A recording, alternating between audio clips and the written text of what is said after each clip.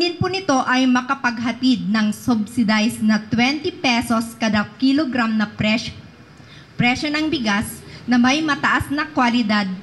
And this was initially for the local government units para maibsan ang financial na pasanin ng mga rice consumers at matulungan ang nasasakupan nila sa nakabilang sa mga marginalized sectors.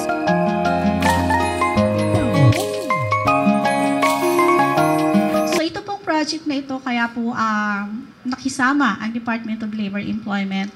Narinig niyo na po kanina yung mga story behind binigay ng NFA, NDA. Talaga pong gusto din po talaga namin makita ang kapakanan, matugunan ang pangangailangan ng ating mga manggagawa sa formal sector, lalong-lalo na po ang ating mga minimum wage earners. And along that line, hindi rin po namin pwedeng pabayaan ang mga workers in the informal economy. Kaya po target din po nito talaga matulungan ang mga farmers natin, especially in Cordillera Administrative Region.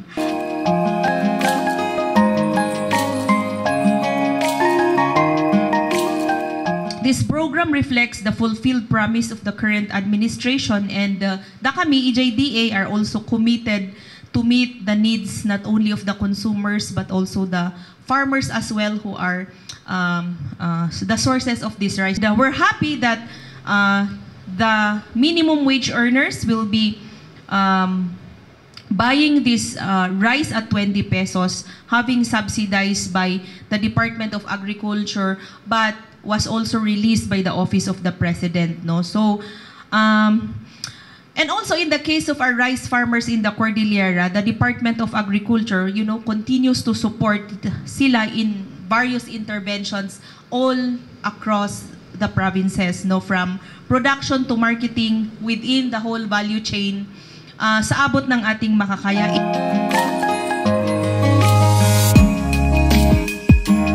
Siyempre masaya kasi at least makakatipid na rin po kami as parang ako po as single parent ng 2 bata. So malaking tulong na po sa akin itong bigas na to na 20 pesos. Maraming salamat po sa ating gobyerno dahil napagbigyan po ng 20 pesos na bigas para po sa amin, na malaking tulong na rin po ito para sa amin. Sana magtuloy-tuloy para marami pa po silang matutulungan, na katulad ko rin na single parent po. Marami pong tulong itong 20 bigas kasi po sir, pag nabibili namin per kilo din sir. Kaya hindi kami makakabili ng per kaban, karamihan per kilo. Kami po yung nagpapasalamat, malaking pasalamat sir. Kasi nakaabot sa amin dito sa Cordillera at saka sa amin din na nagtatrabaho dito sir. Kasi karamihan sa vulnerable sector lang ang nabibigyan sir.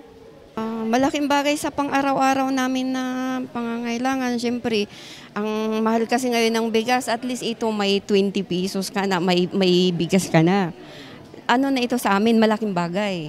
Malaking pasasalamat namin sa president natin.